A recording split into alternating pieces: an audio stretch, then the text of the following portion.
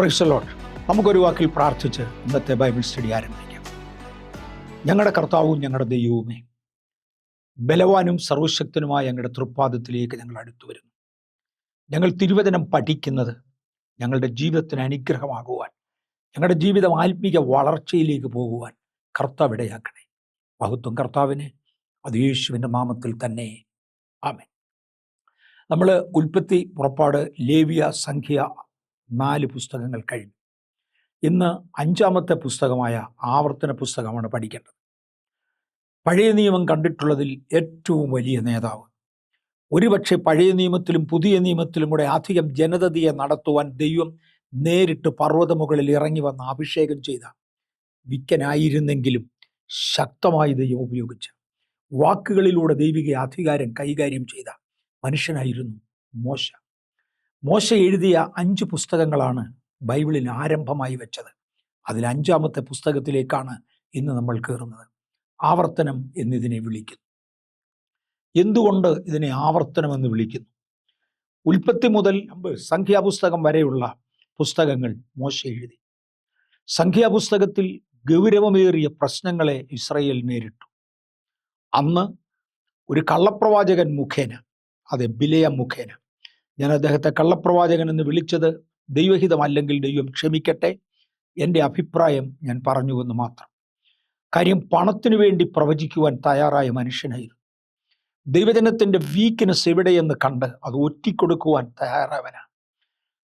ദൈവത്തിൻ്റെ ദാസന്മാരെ രാപകൽ ദൈവസന്നിധിയിൽ അപവാദം പറയുന്ന അപവാദി എന്ന വാക്കിനോട് ഇവൻ യോജിച്ചു വരേണ്ടവനാണ്, ചേർന്ന് വരേണ്ടവനാണ്. ജനത്തെ വീഴ്ത്തുവാൻ കഴിയുന്ന മാർഗങ്ങൾ ശത്രുവിന് പറഞ്ഞു കൊടുത്തവനാണ്. ഒത്തിരി നല്ല കാര്യങ്ങൾ അദ്ദേഹം പറഞ്ഞിട്ടുണ്ട്, സത്യം. എന്നാൽ ഇതും കൂടെ ചെയ്ത ഒരു പ്രവാചകനാകയാൽ ഞാൻ അദ്ദേഹത്തെ കള്ളപ്രവാചകൻ എന്ന് വിളിച്ചു.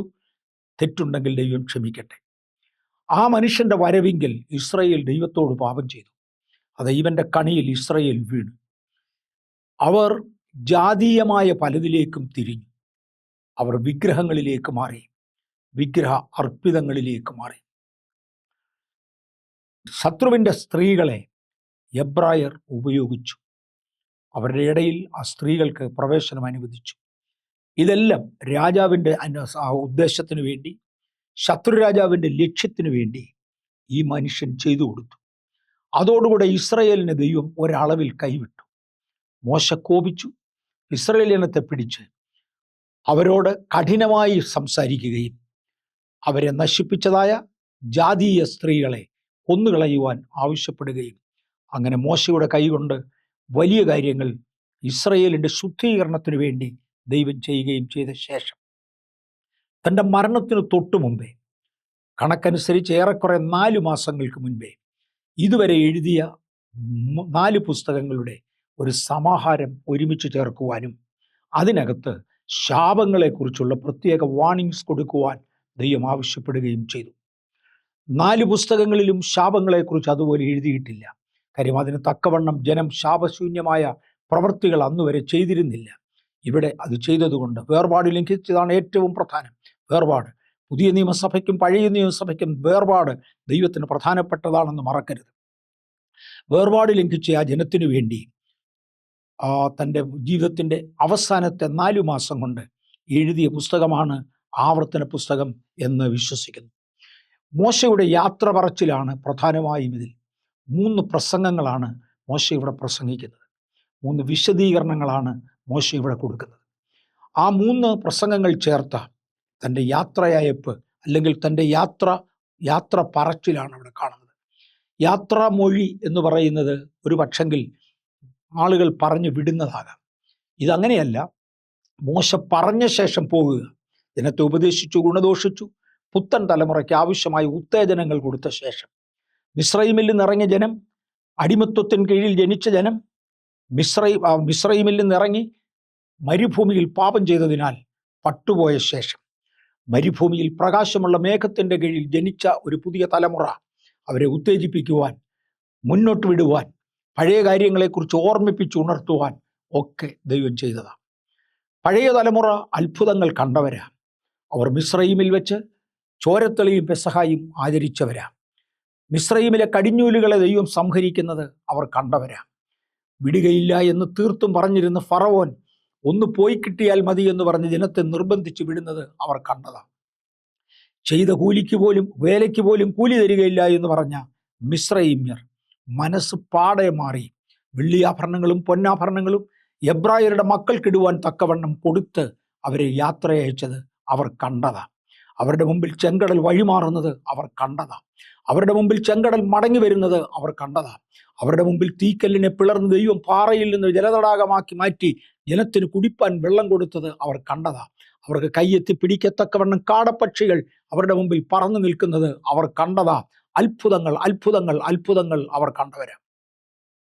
ദൈവത്തോട് പറ്റി നിന്നിടത്തോളം കാലം അഗ്നിസർപ്പങ്ങളും തേളും നിറഞ്ഞ മരുഭൂമിയിൽ ഒരൊറ്റ അഗ്നിസർപ്പമോ തേളോ അവരെ തൊടാതെ വണ്ണം പരിപാലിച്ചത് അവർ കണ്ടതാ. പക്ഷേ ആ തലമുറ തീർന്നു. ആ തലമുറ മുഴുവനും ദൈവത്തോടുള്ള പെറുപെറുപ്പിന്റെ മുമ്പിൽ നശിച്ചു തീർന്നപ്പോൾ യോശുവയും കാലേബും എന്ന രണ്ടുപേരെ വിട്ട ശേഷം അടുത്ത തലമുറ മേഘത്തിൻ കീഴിൽ ജനിച്ച തലമുറ, ഇതൊരു വലിയ വ്യത്യാസമാണ്. അടിമത്വത്തിൽ ജനിച്ച തലമുറയും മേഘത്തിൻ കീഴിൽ ജനിച്ച തലമുറയും വ്യത്യസ്തമാണ്. ഇന്ന് ബഥേലിൽ നിന്നുകൊണ്ട് ദൈവത്തിൻ്റെ കരുണയിൽ ഞാൻ ഇങ്ങനെ പറയാം, ഒരു സാധാരണ സഭയിൽ ആരാധിച്ച് പഴക്കമുള്ളവരും പരിശുദ്ധാത്മാവിൻ്റെ നിറവിൽ ആരാധിക്കുന്ന സഭയിൽ ആരാധിച്ച് പരിചയമുള്ളവരും ഒന്ന് അടിമത്വത്തിൽ പിറന്നതും മറ്റേത് മേഘത്തിൻ കീഴിൽ പിറന്നതും എന്ന വണ്ണം വ്യത്യസ്തരാണ് എന്ന് ഞങ്ങൾ കാണുന്നു, എന്ന് ഞങ്ങൾ മനസ്സിലാക്കുന്നു. അതെ, പ്രകാശമുള്ള മേഘത്തിൻ്റെ കീഴിൽ ജനിച്ച ജനത്തിന് രണ്ട് കാര്യങ്ങൾ ആവശ്യമാണ്. ഒന്ന്, മുന്നോട്ട് പോകുവാൻ ആവശ്യമുള്ള ധൈര്യം. യഹോവ മോശയോട് പറഞ്ഞു, മോശെ, കഴിഞ്ഞ തലമുറ എന്നെ നേരിട്ട് കണ്ടവരാ, അവർ പോലും എന്നെ അവിശ്വസിച്ചു, അവർ പോലും വേണ്ടതിൻവണ്ണം എന്നെ അനുസരിച്ചില്ല, എന്നെ വിശ്വസിച്ചില്ല. അങ്ങനെയാണെങ്കിൽ ഈ ജനം എന്നെ അവിശ്വസിക്കാതിരിക്കേണ്ടതിന് നീ തറപ്പിച്ചവരോട് പറയുവാനുള്ളത് പറയുക, ഗൗരവമായി പറയുവാനുള്ളത് പറയുക. ഞാൻ ഈ ജനത്തെ നടത്തിയെടുക്കേണ്ടതിന് അവർക്ക് ആവശ്യമുള്ള ഗുണദോഷങ്ങൾ കൊടുക്കുക. അങ്ങനെ മോശ അവരെ വിളിച്ച് ഉത്തേജിപ്പിക്കുവാൻ, ഗുണദോഷങ്ങൾ കൊടുക്കുവാൻ എടുക്കുന്ന സമയമാണിത്. പിതാക്കന്മാരുടെ പാപം നിങ്ങൾ ആവർത്തിക്കരുത് എന്ന് മോശ അവരോട് തൻ്റെ ഫെയർവെൽ അഡ്രസ്സിൽ എല്ലാം പറഞ്ഞു. പിതാക്കന്മാരുടെ പാപം നിങ്ങൾ ആവർത്തിക്കരുത്. നമ്മുടെ പിതാക്കന്മാർ എന്തു ചെയ്താലും വ്യർത്ഥവും പിതൃപാരമ്പര്യവുമായ നമ്മുടെ നടപ്പിൽ നിന്ന് പിടിച്ചെടുത്ത് യേശുവിൻ്റെ രക്തം കൊണ്ട് ശുദ്ധീകരിച്ച് പരിശുദ്ധാത്മാവിൻ്റെ നിറവിലാക്കി നമ്മളെ ദൈവകരങ്ങളിൽ ഏൽപ്പിച്ചത്, നിർത്തിയത് ദൈവത്തിന് മുന്നോട്ട് പോകുവാൻ ജനത്തോട് പറയുവാൻ കർത്താവ് സംസാരിക്കുകയാണ്. മിസ്രയീമിൽ നിന്ന് ഇറങ്ങിത്തിരിച്ച ജനം ചെങ്കടലിൻ്റെ മുമ്പിൽ പകച്ചു നിന്നപ്പോൾ പുറപ്പാട് പുസ്തകപ്രകാരം ദൈവം മോശയോട് പറഞ്ഞു, മോശേ, നീ നിലവിളിക്കുന്നത് എന്ത്? ഒന്ന്, നിന്റെ കയ്യിലുള്ള വടി നീട്ടി ചെങ്കടലിന് വിഭജിക്കുക, ഒരത്ഭുതം ചെയ്യുക. രണ്ട്, മുൻപോട്ട് പോകാൻ ജനത്തോട് പറ. ഓർഡർ തിരിച്ച, ഒന്ന്, മുൻപോട്ട് പോകാൻ ജനത്തോട് പറ. രണ്ട്, ചെങ്കടലിന് വിഭജിക്കുക, ജനം അക്കരെ കടക്കട്ടെ. അക്കരെ കടന്നതിനെ തുടർന്ന് മൂന്നാം പടി പറഞ്ഞു, ചെങ്കടൽ തിരിച്ചു വരാൻ പറ. ഈ അത്ഭുതങ്ങൾ അവർ കണ്ടവരാ. പിതാക്കന്മാരുടെ നന്മകൾ കണ്ടവർ വീണ്ടും അവിശ്വസിച്ചെങ്കിൽ മോശെ, ഇപ്പോൾ നിന്നെ കേൾക്കുന്നവരാണ് അനുസരിക്കേണ്ടത്, ഇവർ കണ്ടവരല്ല, ഇവർ ഐ വിറ്റ്നസ് അല്ല. പക്ഷെ നിന്റെ കേൾവിയിൽ നിന്ന് ആ ഭയം അവരുടെ മേൽ വരത്തക്കവണ്ണം അത്ര യോഗ്യമായി സംസാരിക്കണം. പ്രവാചകനോട് ദൈവം സംസാരിക്കുമ്പോൾ പറയുന്ന ഒരു പ്രത്യേക പദമുണ്ട്, കാണുന്നവൻ ഓടത്തക്കവണ്ണം, വായിക്കുന്നവൻ ഓടത്തക്കവണ്ണം ഞാൻ നിന്റെ മുമ്പിൽ തരുന്ന വെളിപ്പാടുകൾ ക്ലിയറായി വരയ്ക്കുക, ചായം തേച്ച് വരയ്ക്കുക, അത് കാണുന്നവൻ ഓടയണം, അതിന് തക്കവണ്ണം വരയ്ക്കുക. മോശയ്ക്ക് ദൈവം കൊടുത്ത കൃപ മോശ ഒരുമിച്ച് ഉപയോഗിച്ചു. സംസാരിപ്പാൻ വാക്ചാതുര്യം അദ്ദേഹത്തിന് കുറവായിരുന്നെങ്കിലും, ഞാൻ പറഞ്ഞു അധികാരത്തിൻ്റെ പദങ്ങൾ അദ്ദേഹം പറഞ്ഞു, വാക്ചാതുര്യം അദ്ദേഹത്തിന് കുറവായിരുന്നെങ്കിലും തൻ്റെ എഴുത്തുകൾ ശ്രേഷ്ഠമായിരുന്നു.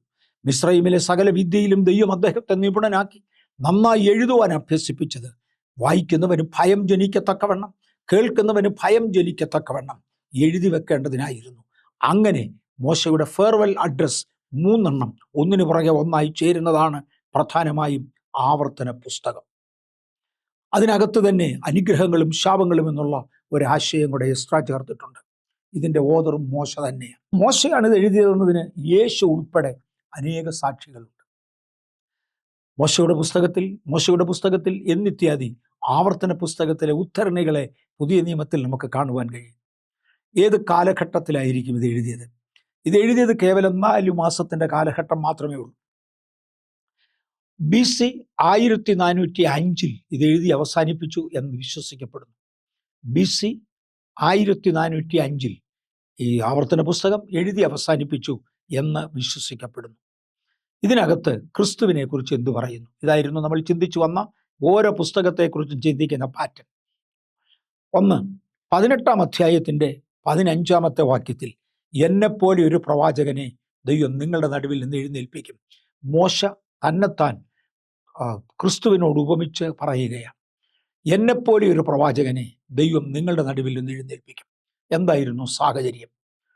സീനായി മലയുടെ മുകളിൽ നിന്ന് യഹോവയായ ദൈവം ശക്തമായി ഇടപെട്ടു. മോശ സീനായി പർവ്വതത്തിൻ്റെ മുകളിൽ കയറി ദൈവശബ്ദം കേട്ടു.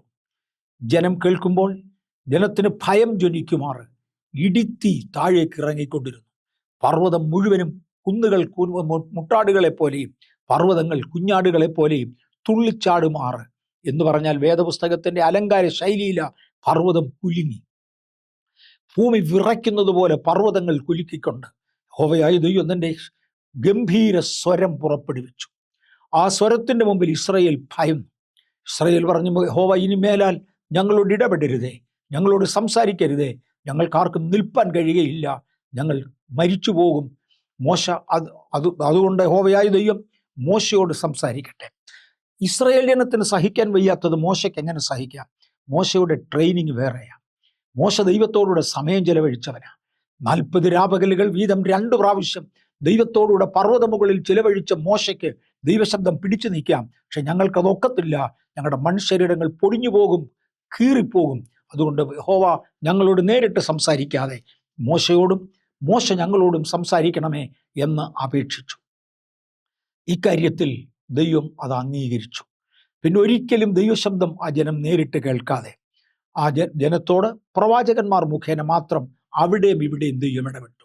എന്നാൽ വ്യക്തമായ ഒരു ആലോചന കൊടുക്കേണ്ടതിന് ദൈവം തൻ്റെ പുത്രനാകുന്ന ക്രിസ്തുവിനെ ഈ മണ്ണിലേക്ക് അയക്കുന്ന ആ സാഹചര്യം ചിത്രീകരിച്ചുകൊണ്ടാണ് മോശ പറയുന്നത്.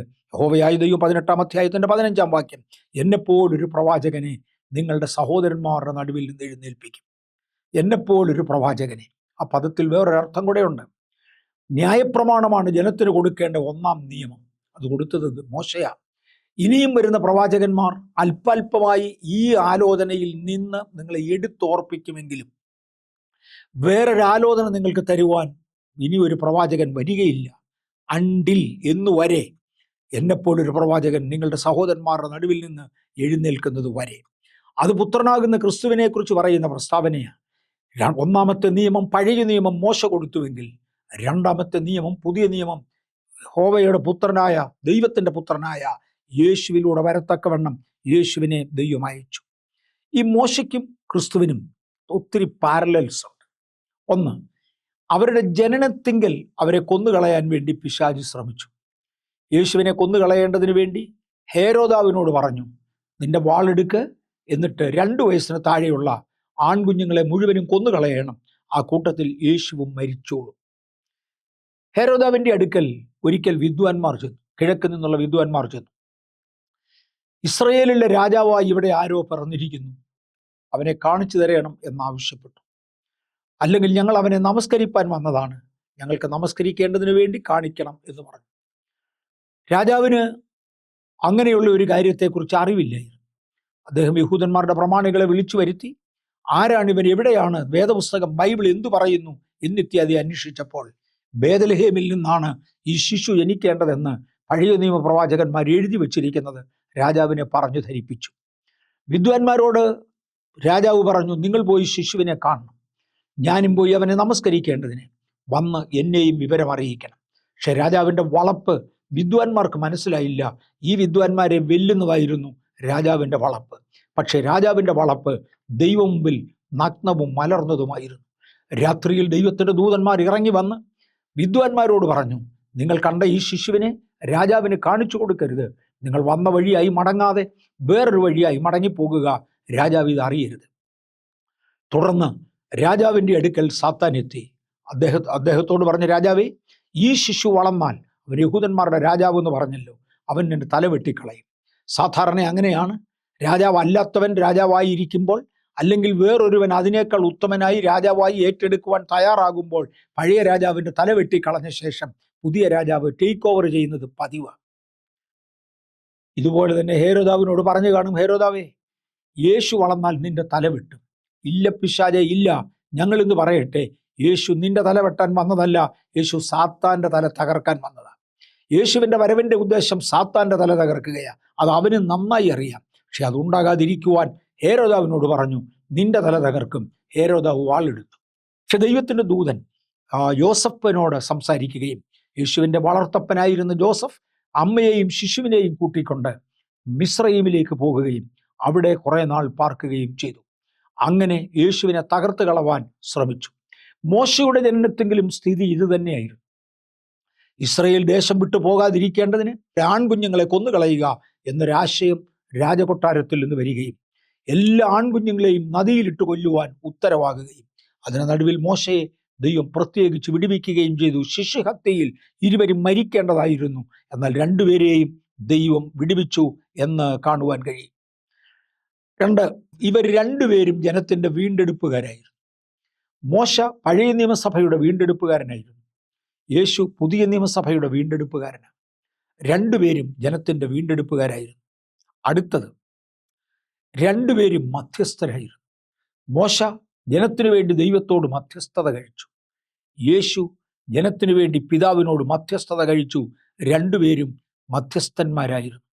വീണ്ടെടുപ്പുകാരെന്ന പദത്തിന് അല്പം കൂടെ ഗൗരവം കൊടുക്കേണ്ടതുണ്ട്. പഴയ നിയമത്തിൻ്റെ പ്രമാണത്തിൽ മോശ പ്രമാണം കൊടുക്കുമ്പോൾ, മോശ മുഖേന ദൈവം പ്രമാണം കൊടുക്കുമ്പോൾ, ഏതെങ്കിലും ഒരു പുരുഷൻ വിവാഹിതനായി മക്കളില്ലാതെ മരിച്ചാൽ ആ സ്ത്രീയിൽ നിന്ന് വേറൊരു കുഞ്ഞ് ജനിക്കണമെന്നും ഈ മരിച്ചുപോയ മനുഷ്യൻ്റെ പേർ ആ കുഞ്ഞിന് കൊടുത്ത് ആ പേര് ഇസ്രയേലിൽ നിലനിർത്തണമെന്നും അപ്രകാരം ആ സ്ത്രീയെ വിവാഹം കഴിക്കുന്നയാൾ അവരുടെ വീണ്ടെടുപ്പുകാരൻ എന്ന പേരിൽ അറിയപ്പെടണമെന്നും പറഞ്ഞു. ഏതെങ്കിലും ഒരു വസ്തു ഒരു മനുഷ്യന് നഷ്ടമായി പോയാൽ, സാമ്പത്തികമായ പരാജയം കാരണത്താൽ വസ്തു നഷ്ടമായി പോയാൽ, ആ വസ്തുവിന്മേൽ നിന്ന് യജമാനന്റെ പേർ മാറിപ്പോകാതിരിക്കേണ്ടതിന് ഏറ്റവും അടുത്ത ചാർച്ചക്കാരിൽ ഒരുവൻ ആ വസ്തു വീണ്ടെടുത്ത് ആ ഒറിജിനൽ ഓണറിന്റെ പേര് നിലനിർത്തണം. ഇതെല്ലാം വീണ്ടെടുപ്പിന്റെ കൂട്ടത്തിൽ പെടുന്നതാണ്. എൻ്റെ മേൽ നിത്യദൈവത്തിൻ്റെ നാമം നിലനിർത്തേണ്ടതിന്, എൻ്റെ വസ്തുക്കളുടെ മേൽ നിത്യദൈവത്തിൻ്റെ നാമം നിലനിർത്തേണ്ടതിന് പുതിയ നിയമത്തിൻ്റെ മധ്യസ്ഥനായി യേശു വെളിപ്പെടുകയും വീണ്ടെടുപ്പുകാരനായി വരികയും ചെയ്തു. മിസ്രയീമിൻ്റെ അടിമത്വത്തിലായിപ്പോയ ജനത്തെ അവിടെ നിന്ന് ഉദ്ധരിച്ച് മടക്കിക്കൊണ്ടുവരുവാൻ മോശ ഇസ്രയേലിൻ്റെ വീണ്ടെടുപ്പുകാരനായി മാറി. ഇനിയും സ്വന്തക്കാരാൽ വെറുക്കപ്പെട്ടവരാണ് രണ്ടുപേരും. മോശ അദ്ദേഹത്തിൻ്റെ ജനനത്തിങ്കൽ തന്നെ മരണത്തിന് വിധിക്കപ്പെടുകയും അമ്മ അദ്ദേഹത്തെ കൊണ്ടുവന്ന് ഒരളവിൽ വളരെ ഇൻഡയറക്റ്റായിട്ട് രാജകുടുംബത്തിൽ കൈമാറുകയും ചെയ്തു. കാലത്തിൻ്റെ പോക്കിൽ മോശയുടെ കയ്യിൽ രാജാവിന് അപരാധമെന്ന് തോന്നിയ പ്രവർത്തികൾ കണ്ടതിനാൽ രാജാവ് മോശയെ കൊല്ലുവാൻ ശ്രമിക്കുകയും അദ്ദേഹം ദേശം വിട്ട് ഓടുകയും ചെയ്തു. വിവാഹിതനായി പാർത്തെങ്കിലും യഹോവയായ ദൈവം വെളിപ്പെടുന്നതിനെ തുടർന്ന് അവരും കൈവിട്ടു. മിദ്യാനിലെ പുരോഹിതൻ കൈവിട്ടു, നിന്റെ ഭാര്യയെയും മക്കളെയും കൂട്ടിക്കൊണ്ടു പോക എന്ന് പറഞ്ഞു. ഒരളവിൽ മാനുഷിക മര്യാദകൾക്ക് വേണ്ടി അമ്മായിയപ്പൻ പുറകെ വന്നെങ്കിലും താമസിച്ചെങ്കിലും തന്നെ ഉപേക്ഷിച്ച ശേഷം പോകുകയായിരുന്നു. ഇസ്രയേൽ അനേക പ്രതിസന്ധികളുടെ നടുവിലായപ്പോൾ അവരുടെ വീണ്ടെടുപ്പുകാരനെന്ന് അവർക്കറിയാമായിരുന്ന മോശയെ കല്ലെറിയുവാൻ അവർ കല്ലെടുത്തു. എല്ലാവരാലും കൈവിടപ്പെട്ട ഒരു സാഹചര്യം മോശയ്ക്കുണ്ടായി. യേശുവും ഇതുതന്നെയായിരുന്നു. താൻ സ്വന്തത്തിലേക്ക് വന്നു, സ്വന്തമായവരോ അവനെ കൈക്കൊണ്ടില്ല. യഹൂദന്റെ മഹാപുരോഹിതനും പുരോഹിതന്മാരും യേശുവിനെ വെറുത്തു. മറിയയുടെ മകനെന്നും വേശ്യാപുത്രനെന്നും വിളിച്ച് അവരവനെ അപമാനിച്ചു. ന്യായശാസ്ത്രികളായിരുന്നവർ ഇവൻ ന്യായപ്രമാണ വിരോധി എന്ന് പറഞ്ഞ് ന്യായപ്രമാണത്തിന് വിരോധമായി പലതും ക്രിസ്തുവിൻ്റെ മേൽ കെട്ടിയേൽപ്പിച്ചു. തൻ്റെ അപ്പം തിന്നവൻ തനിക്കെതിരെ കുതികാൽ ഉയർത്തി എന്ന് എഴുതിയിരിക്കുന്നത് പോലെ നന്മകൾ അനുഭവിച്ചവർ ഓരോരുത്തർ ക്രിസ്തുവിന് വിരോധമായി തിരിഞ്ഞു നിന്നു. രണ്ടുപേരും സ്വന്തക്കാരാൽ കൈവിടപ്പെട്ടവരായിരുന്നു. രണ്ടുപേരും വീണ്ടെടുപ്പുകാരായിരുന്നു. ആദ്യ നിയമം ഒരുവനും രണ്ടാം നിയമം രണ്ടാമനും കൊണ്ടുവന്നു. മോശ ഒരു 40 രാപകലുകൾ പർവ്വതത്തിൽ ദൈവത്തോടുകൂടെ ആയിരുന്നു. യേശു ഒരു 40 രാപകലുകൾ ഉപവസിച്ച് പിതാവിനോടുകൂടെ ആയിരുന്നു.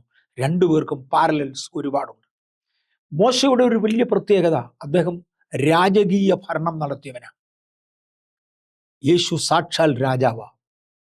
മോശയുടെ രണ്ടാം പ്രത്യേകത, അദ്ദേഹം പുരോഹിതനായിരുന്നു.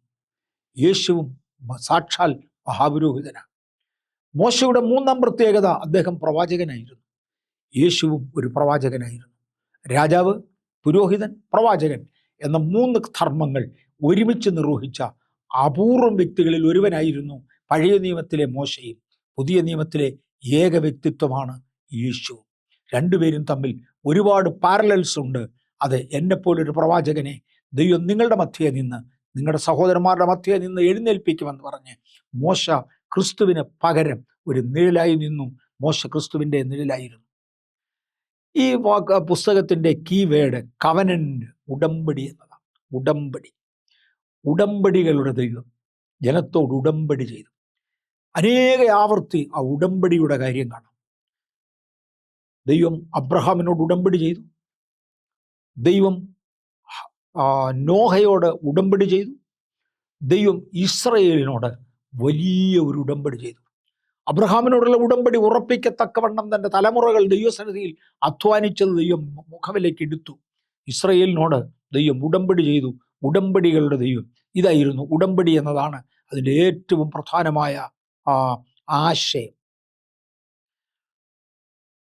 1-ാം അധ്യായത്തിൻ്റെ 1 മുതൽ 4-ാം അധ്യായത്തിൻ്റെ 43-ാം വാക്യം വരെ മോശയുടെ 1-ാമത്തെ പ്രസംഗമാണ്. ഞാൻ പറഞ്ഞു 3 പ്രധാന പ്രസംഗങ്ങളാണ് മോശയ്ക്ക് ഇവിടെ ഉള്ളത്. തൻ്റെ ഫെയർവെൽ സ്പീച്ചാണ് ജനത്തോട് 1-ാമത്തെ പ്രസംഗം പറഞ്ഞത് 1-ാം അധ്യായത്തിൻ്റെ 1-ാം വാക്യം മുതൽ 4-ാം അധ്യായത്തിൻ്റെ 43-ാം വാക്യം വരെയാണ്. 2-ാമത്തെ പ്രസംഗമാണ് ഏറ്റവും ദീർഘമായ പ്രസംഗം. 4-ാം അധ്യായത്തിൻ്റെ 44-ാം വാക്യം മുതൽ 26-ാം അധ്യായത്തിൻ്റെ 12-ാമത്തെ വാക്യം വരെ ദീർഘമായ പ്രസംഗമായിരുന്നു. ഈ പ്രസംഗത്തിൽ നിങ്ങൾ എത്രത്തോളം ആകൃഷ്ടരാകും, ഈ പ്രസംഗത്തിൻ്റെ വ്യവസ്ഥകളെ നിങ്ങൾ എപ്രകാരം പാലിക്കും, അതിനനുസരിച്ചായിരിക്കും നിങ്ങളുടെ കനാനിലെ ജീവിതം എന്ന് മോശ ഊന്നി പറഞ്ഞു. അതെ, നമുക്ക് ലഭിക്കുന്ന ദൈവിക സത്യങ്ങൾ നാം എത്രത്തോളം പാലിച്ച് കൊണ്ടു നടക്കും, അതിനനുസരിച്ചായിരിക്കും നമ്മുടെയും വാഗ്ദത്ത കനാനിലെ നിത്യതയുടെ വാസം എന്ന് മറക്കരുത്. 2-ാം പ്രസംഗമായിരുന്നു ഏറ്റവും വലിയത്. മിസ്രൈമിൽ നിന്ന് വന്ന ജനം മരുഭൂമിയിൽ തീർന്നു. മരുഭൂമിയിൽ ദൈവം ജനിപ്പിച്ചെടുത്ത പുതിയ ജനം കനാനിൽ പാർക്കേണ്ടതിന് എന്തൊക്കെ അനുസരിക്കണം, എന്തൊക്കെ ചെയ്യണം, എന്തൊക്കെ ചെയ്തുകൂടാ, നിയമങ്ങൾ നിയമങ്ങൾ നിയമങ്ങൾ നിയമങ്ങൾ നിയമങ്ങൾ തന്നെ ദൈവം കൊടുത്തുകൊണ്ടിരുന്നു. നാമും ഇതുപോലെ നിയമങ്ങൾ പ്രാപിച്ചവരാണ്. 3-ാമത്തെ പ്രസംഗം 27-ാം അധ്യായം മുതൽ 34-ാമത്തെ അധ്യായം വരെയാ. ഇതിനകത്ത് അധികവും പ്രവചനാത്മാവിലാണ്. ഇതിൻ്റെ ഏറ്റവും ഒടുവിലത്തെ അധ്യായം മോശ എഴുതിയതാണ് എന്ന് വിശ്വസിപ്പാൻ ന്യായമില്ല. 34-ാമത്തെ അധ്യായം തന്നെ പ്രതിനിധീകരിച്ചുകൊണ്ട് വേറൊരാൾ മോശയുടെ അന്ത്യഘട്ടം എഴുതി ചേർത്തതാകാം. രണ്ടായാലും അതിനാണ് സാധ്യത കൂടുതൽ. രണ്ടായാലും ആ ഒടുവിലത്തെ അധ്യായം വരെ എടുത്താൽ 34-ാമത്തെ അധ്യായം വരെ പ്രവചന അധ്യായങ്ങളാണ്. ദൈവം അടിക്കടി പുതുമയിലേക്ക് അവരെ നടത്തിക്കൊണ്ടുവന്നു. അടുത്തതായിട്ട് മോശയെക്കുറിച്ച് ദൈവവും മനുഷ്യനും ചേർന്ന് നൽകുന്ന ഒരു സർട്ടിഫിക്കറ്റും മോശയുടെ ചില സ്ഥിതിവിശേഷങ്ങളും നമുക്ക് കാണാൻ കഴിയും. 34-ാം അധ്യായത്തിൻ്റെ 9-ാമത്തെ വാക്യത്തിൽ നൂന്റെ മകനായ യോശുവയെ മോശ കൈവച്ച് അനുഗ്രഹിച്ചിരുന്നത് കൊണ്ട് അവൻ ജ്ഞാനസമ്പൂർണനായി തീർന്നു. യഹോവ മോശയോട് കൽപ്പിച്ചതുപോലെ ഇസ്രായേൽ മക്കൾ അവനെ അനുസരിച്ചു. മോശയ്ക്ക് ശേഷം ഒരു പിൻഗാമിയെ തിരഞ്ഞെടുക്കുവാൻ ദൈവത്തിന് തിരിഹിതമായി. ആ പിൻഗാമിയെ മോശ തന്നെ കൈവച്ച് അഭിഷേകം ചെയ്യത്തക്കവണ്ണം ദൈവം തനിക്കൊരവസരം കൊടുത്തു. ദൈവം കണ്ടിന്യൂവേഷൻ്റെ ദൈവമാണ്. ദൈവം അബ്രപ്റ്റായി പലയിടത്തും കളയാറില്ല. ദൈവം കണ്ടിന്യൂവേഷൻ കൊടുക്കണമെങ്കിൽ ആ 2 തലമുറകൾ ഒരുപോലെ ദൈവസന്നിധിയിൽ നിന്നേ മതിയാകൂ. കൽപ്പന ഏറ്റുവാങ്ങിക്കൊണ്ട് മിസ്രയീമിൽ നിന്ന് ജനത്തെ പുറപ്പെടുവിച്ചു കൊണ്ടുവന്ന മോശ ദൈവത്തിൻ്റെ വ്യവസ്ഥയിൽ പ്രമാണത്തിൽ നിന്നു. മോശയെങ്കിൽ നിന്ന് കൈയേൽക്കേണ്ടതായ യോശുവ ദൈവത്തിൻ്റെ പ്രമാണത്തിലും വ്യവസ്ഥയിലും നിന്നു.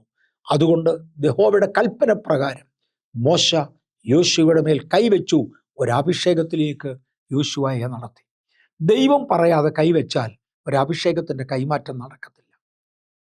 ദൈവം പറഞ്ഞിട്ട് കൈവച്ചാൽ ഒരഭിഷേകത്തിൻ്റെ കൈമാറ്റത്തിന് എളുപ്പമുണ്ട്, സാധ്യതയുണ്ട്.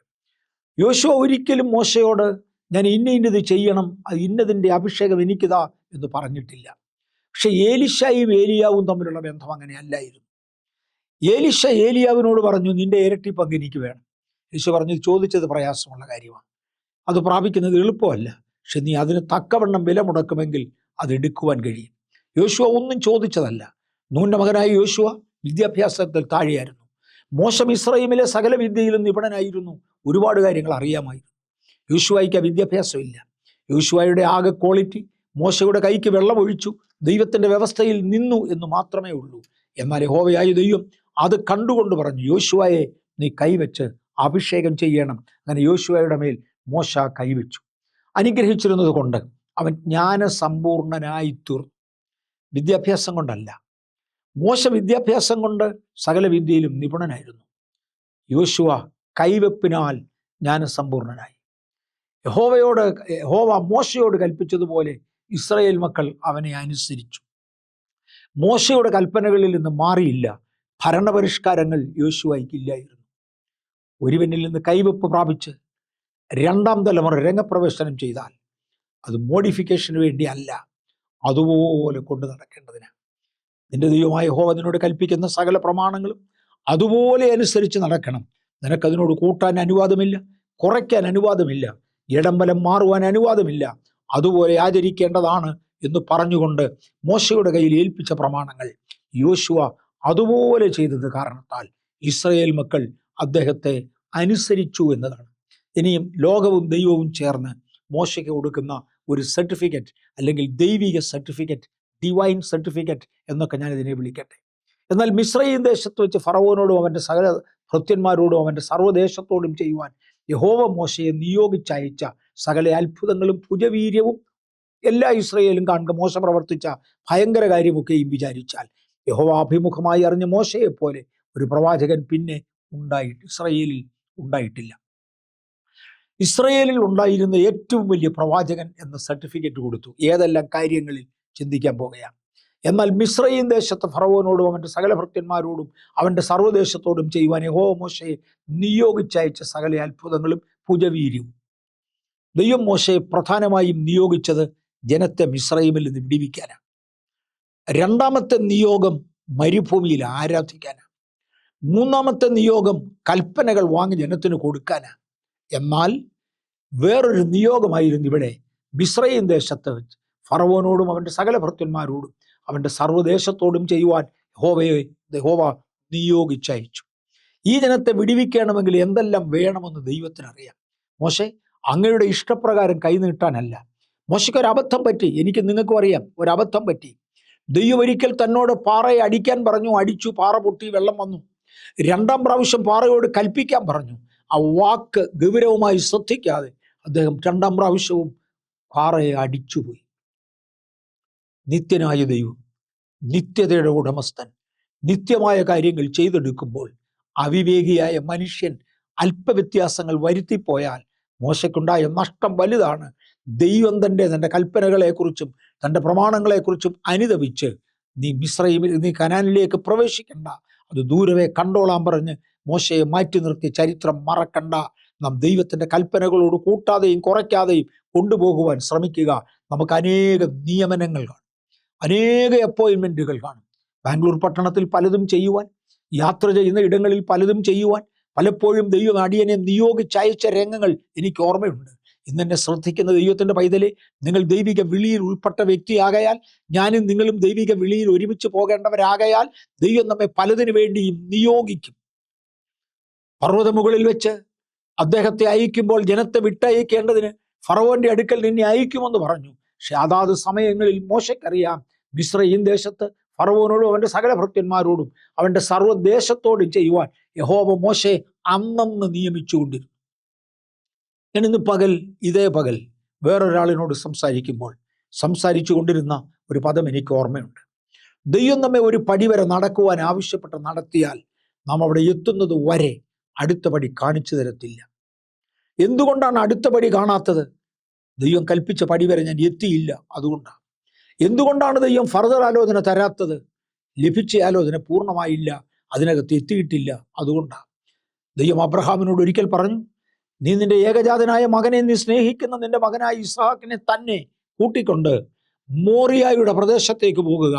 അവിടെ ഞാൻ നിന്നെ കാണിപ്പാൻ ഇരിക്കുന്ന മലയിൽ അവനെ യാഗം കഴിക്കണം. കർത്താവ് മല ഒരിക്കലും പറഞ്ഞു കൊടുത്തല്ല അയച്ചത്. ആ മലയുടെ ഇറമ്പിൽ ചെല്ലുമ്പോൾ, അടിവാരത്തെത്തുമ്പോൾ ദൈവം പറഞ്ഞു കൊടുക്കും, ഇതാണ് മല. ദൈവം ഒരു സ്ഥലത്തേക്ക് നമ്മെ അയച്ചാൽ അതിൻ്റെ അൾട്ടിമേറ്റ് ഗോൾ പറയണമെങ്കിൽ അന്ന് നടന്നു തുടങ്ങിയെങ്കിലേ പറ്റത്തുള്ളൂ. ഞാനൊരു തമാശയുള്ള കാര്യം കേട്ടിട്ടുണ്ട്. തമാശന് വേണ്ടി അല്ല ഞാൻ പറയുന്നത്, കാര്യം സമർത്ഥിക്കാനായിട്ടാണ്. പക്ഷെ അതിനകത്തൊരല്പം തമാശയുണ്ട്. ഒരു ദിവസം ഒരു മനുഷ്യൻ വഴി നടന്നു പോകയിൽ ആരോടോ ഒരാളിനോട് ചോദിച്ചു, ഇന്ന പോയിന്റിൽ എങ്ങനെയാ, ഞാൻ 10ാം പോയിന്റ് എന്നങ്ങോട്ട് വെക്കട്ടെ, 10ാം മൈൽ എന്നങ്ങോട്ട് വെക്കട്ടെ, എളുപ്പമുണ്ട് മനസ്സിലാക്കാൻ. 10ാം മൈലിൻ്റെ മയിൽക്കുറ്റി ഇരിക്കുന്നിടം വരെ പോകാൻ ഇവിടുന്ന് എങ്ങോട്ടാണ് തിരിയേണ്ടത്? അദ്ദേഹം വഴി ഏറെക്കുറെ പറഞ്ഞു കൊടുത്തു. അല്ല, ഇവിടുന്ന് അവിടം വരെ പോകാൻ എത്ര സമയമെടുക്കും? ആ മനുഷ്യൻ പറഞ്ഞു, താൻ നടക്കാൻ പറഞ്ഞു. അദ്ദേഹം പറഞ്ഞു, സ്നേഹിത, ഞാൻ ചോദിച്ചത്, ഞാൻ ഇവിടെ നടക്കാൻ പോകാണ്, എത്ര സമയമെടുക്കും അവിടെ ചെല്ലാൻ? ആ മനുഷ്യൻ അല്പം കൂടെ ഗൗരവമായി പറഞ്ഞു, നടക്കാനല്ലേ പറഞ്ഞത്, നടക്ക്. അദ്ദേഹം നടന്നു തുടങ്ങിയപ്പോൾ ഈ മനുഷ്യൻ പുറകിൽ നിന്ന് വിളിച്ചു വെച്ച് പറഞ്ഞു, നിങ്ങൾക്ക് അവിടെ എത്താൻ 1 മണിക്കൂർ എടുക്കും. അദ്ദേഹം ചോദിച്ചു, അതെന്താ ആദ്യം പറയാഞ്ഞ്? അല്ല, തൻ്റെ നടപ്പിൻ്റെ സ്പീഡ് കാണാതെ ഞാൻ എങ്ങനെ സമയം പറയും? താൻ പതുക്കെ നടക്കുന്നവനാണെങ്കിൽ ചിലപ്പോൾ 2 മണിക്കൂർ എടുത്തേക്കാം, അതിവേഗം നടക്കുന്നവനാണെങ്കിൽ ചിലപ്പോൾ അരമണിക്കൂർ കൊണ്ട് തീർന്നേക്കാം. താങ്കളുടെ നടപ്പിൻ്റെ സ്പീഡ് ഒന്ന് കാണാൻ വേണ്ടിയാണ്.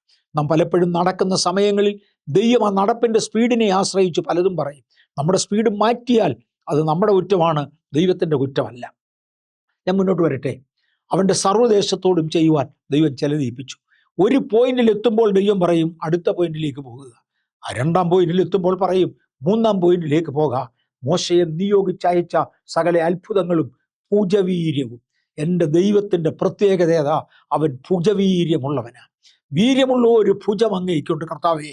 വീര്യമുള്ള ഭുജത്തിൽ ഞങ്ങളെ വഹിച്ചു നടത്തിയതിനായി സ്തോത്രം. കീഴെ ശാശ്വത ഭുജങ്ങളുണ്ട് എന്ന് പറഞ്ഞ് ഞങ്ങളെ നടത്തിയവനായ ദൈവം ഭുജവീര്യത്തോടെ ഞങ്ങളെ നടത്തുന്നല്ലോ, അവൻ്റെ ഭുജവീര്യവും. 11ാം വാക്യം, എല്ലാ ഇസ്രായേലും കാണുക മോശ പ്രവർത്തിച്ച ഭയങ്കര കാര്യമൊക്കെയും വിചാരിച്ചാൽ. മോശ ഭയങ്കര കാര്യങ്ങൾ ചെയ്തു. ഡേഞ്ചറസ് അനോയിന്റിങ് എന്നൊരാശയം നമ്മൾ കഴിഞ്ഞ ദിവസങ്ങളിൽ കൊണ്ടുവരികയുണ്ടായി. ഭയവത്തായ പല കാര്യങ്ങളും. മിസ്രയീമിലെ ഫറവോൻ മോശയെ കൊല്ലാനിട്ട് ഓടിച്ചതാ. മോശ ജീവൻ ഭയം എന്നാണ് പോയത്. ആ ഫറവോൻ മരിച്ചു, മറ്റൊരു ഫറവോൻ വന്നു. പക്ഷെ റെക്കോർഡുകൾ മാറിയിട്ടില്ല, മോശയ്ക്കെതിരെയുള്ള കുറ്റപത്രങ്ങൾ മാറിയിട്ടില്ല. ആ സമയത്താണ് അതേ ഫറവോന്റെ അടുക്കൽ തിരിച്ചു വരുവാൻ സ്വർഗത്തിലെ ദൈവം അയക്കുന്നത്. അതേ മന്ത്രിസഭയുടെ അടുക്കൽ തിരിച്ചു വരുവാൻ സ്വർഗത്തിലെ ദൈവം അയക്കുന്നത്. മോശെ അവൻ കൊന്നുകളഞ്ഞാൽ എന്തു ചെയ്യും? അതെ, ദി അനോയിന്റിങ് ഈസ് ഡേഞ്ചറസ്. എന്നെ ഏൽപ്പിച്ച അഭിഷേകം ഭയാനകമാണ്. മോശെ ആ ചെങ്കടൽ വിളർന്നു നിൽക്കുമ്പോൾ അതിൻ്റെ നടുവിലൂടെ ഇറങ്ങി നടക്കുവാൻ ആര് നിന്നെ ധൈര്യപ്പെടുത്തി? ഒരാളിൻ്റെ കാര്യം മാത്രമല്ല നീ നോക്കേണ്ടത്. ഏതാണ്ട് 25 ലക്ഷത്തോളം മനുഷ്യർ ഒരുമിച്ച് പോകുന്ന ഇടത്ത് അത്രയും ജനത്തിൻ്റെ ജീവൻ നിന്റെ കയ്യിലല്ലേ? അക്കാലങ്ങളെക്കുറിച്ച് അറിയാവുന്നവർ കണക്ക് കൂട്ടി പറയുന്നത്, ഇസ്രയേലിൻ്റെ 25 ലക്ഷത്തോളം ആളുകളും അവരുടെ മൃഗസമ്പത്തും എല്ലാം കൂടെ ഒരുമിച്ച് കടന്നു പോകണമെങ്കിൽ, ഒരു രാത്രി കൊണ്ട് ചെങ്കടൽ കടന്നു തീർക്കണമെങ്കിൽ ഒരു സിംഗിൾ ലൈനിൽ പോയാൽ ഒക്കത്തില്ല. ഏറെക്കുറെ 120 മൈൽ വീതിയിൽ ചെങ്കടൽ പിളർന്നെങ്കിൽ മാത്രമേ ഇത്രയും ജനത്തിന് അപ്പുറത്ത് കടക്കാൻ ഒക്കത്തുള്ളൂ. ഓരോ ബിൽഡിങ്ങിനകത്ത് കൂടുന്ന ആളുകളുടെ എണ്ണത്തിനൊത്തവണ്ണം കതകുകളുടെ വലിപ്പം തീരുമാനിക്കും. എത്ര കതകുകൾ വേണം, ഓരോ കതകിന് എന്ത് വീതി വേണം, ഇതൊക്കെ തീരുമാനിക്കുന്നത് ആ ഓഡിറ്റോറിയത്തിൽ, ബിൽഡിങ്ങിൽ കടക്കുന്ന, ഒരേ സമയത്ത് കടക്കുവാനും ഇറങ്ങുവാനും ശ്രമിക്കുന്ന ജനത്തിൻ്റെ നമ്പറിനൊത്തവണ്ണം ഇരിക്കും. എൻ്റെ വീടിന് 3 അടി വീതിയുള്ള 4 അടി വീതിയുള്ള ഒരു കതക് കൊണ്ട് മതിയാകും. പക്ഷേ എൻ്റെ ചർച്ചിന് 20 അടി വീതിയെങ്കിലുമുള്ള കതകുകൾ പലതുണ്ടെങ്കിലേ മതിയാകും. കാര്യം അകത്ത് കടക്കുന്ന ജനത്തിൻ്റെ എണ്ണം, ഇസ്രയേലിൻ്റെ അംഗസംഖ്യയും അവരുടെ മൃഗസമ്പത്തും ഒരുമിച്ച് ഒരു രാത്രി കൊണ്ട് ചെങ്കടൽ അക്കരെ കടക്കണമെങ്കിൽ കണക്ക് കൂട്ടുന്നവർ കണക്ക് കൂട്ടി പറയുന്നത് ഏതാണ്ട് 120 മൈൽ വീതിയിൽ വഴി തുറക്കണം. 120 മൈൽ വീതിയിൽ വഴി തുറക്കുമ്പോൾ അറ്റത്തും നിൽക്കുന്നവനും നടുക്ക് നിൽക്കുന്നവനും ഒരറ്റവും കാണാതെ വെള്ളം അവരുടെ വട്ടം നിൽക്കുമ്പോൾ, മോശെ ഇതിൻ്റെ നടുവിലൂടെ പോകുവാൻ ഇറ്റ്സ് ഡേഞ്ചറസ്. അങ്ങയ്ക്കും അങ്ങയുടെ മുഴു ജനത്തിനും ഇത് അപകടകരമല്ലേ? അതെ, പക്ഷെ ഇതിന് നടുവിലൂടെ നടത്തുവാൻ, ഭയങ്കര കാര്യങ്ങൾ ചെയ്യുവാൻ ഭുജവീര്യമുള്ളവനായ ദൈവത്തിൽ ആശ്രയിച്ച് എല്ലാ ഇസ്രയേലും കാണുക മോശ പ്രവർത്തിച്ച ഭയങ്കര കാര്യമൊക്കെയും വിചാരിച്ചാൽ ഒരുപാട് ഭയങ്കര കാര്യങ്ങൾ ചെയ്തു. അഗ്നിസർപ്പങ്ങളെ പിടിച്ചു നിർത്തുന്ന പിച്ചള സർപ്പത്തെ തൂക്കി, വിഷം ശമിപ്പിക്കുന്ന പിച്ചള സർപ്പത്തെ കൊണ്ടു നിർത്തി. ഒരുപാട് അത്ഭുതങ്ങൾ, ഓരോന്ന് ഇനി എടുത്ത് വിശദീകരിക്കാനൊക്കത്തില്ല. മോശ പ്രവർത്തിച്ച ഭയങ്കര കാര്യമൊക്കെയും വിചാരിച്ചാൽ യഹോവ അഭിമുഖമായി അറിഞ്ഞ മോശയെപ്പോലെ ഒരു പ്രവാചകൻ ഇസ്രയേലിൽ പിന്നെ ഉണ്ടായിട്ടില്ല. ജനവും ദൈവവും ചേർന്ന് കൊടുക്കുന്ന ഡിവൈൻ സർട്ടിഫിക്കറ്റ്, ദൈവത്തോട് ഏറ്റവും അടുത്തറിഞ്ഞ പ്രവാചകനായ മോശ. ഇതുപോലെ മോശയുടെ അവസാനത്തെ ലേഖനമാണ് നമ്മൾ വായിച്ചത്. ഒരു ക്യാരക്ടർ സർട്ടിഫിക്കറ്റ് ദൈവമായി കൊടുത്തു. ഒടുവിൽ ദൈവം മോശയോട് പറഞ്ഞു, മോശെ, നിന്റെ കയ്യിൽ ഒരു പാകപ്പിഴ ഉണ്ടായി. ഇസ്രായേൽ ജനം കാണുക, നീ എന്നെ മാനിക്കേണ്ടതായിരുന്നു. മത്സരികളെ വരുവീൻ, ഞങ്ങൾ നിങ്ങൾക്ക് വേണ്ടി ഇന്നത് ചെയ്തു തരാമെന്ന് പറഞ്ഞ് ദൈവത്തിൻ്റെ പ്രവൃത്തികൾക്ക് തങ്ങൾ പേരുണ്ടാക്കുവാൻ ശ്രമിച്ച ആ മോശയോട് ദൈവം പറഞ്ഞു, മോശെ, ഒന്ന് ഓർത്തു നോക്ക് നിന്റെ ആ വിവേകം. ആകയാൽ ശിക്ഷ മടക്കുവാൻ നിവൃത്തിയില്ല. നീ ഇപ്പോൾ കനാനിലേക്ക് കയറണ്ട. ദൂരെ നിന്ന് കണ്ടു പിസ്ഗയുടെ കൊടിമുടിലേക്ക് കയറ്റി. ഒരു കർത്താവിൻ്റെ ദാസി ഒരിക്കൽ പറഞ്ഞൊരു പദം ഞാൻ ഓർക്കുന്നുണ്ട്.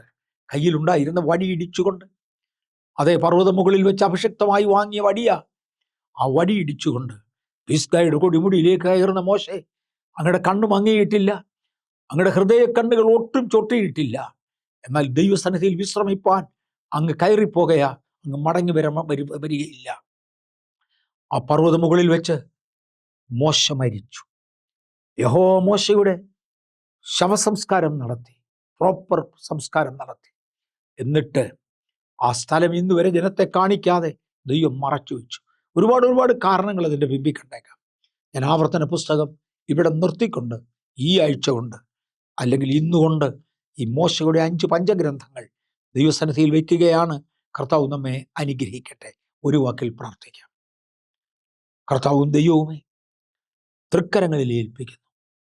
തിരുനാമം ഉയരണമേ, മഹത്വമാർന്ന തിരുനാമം ഉയരണമേ. ഞങ്ങൾക്കുള്ളതിനെയും തിരുസന്നിധിയിൽ സമർപ്പിക്കുന്നു.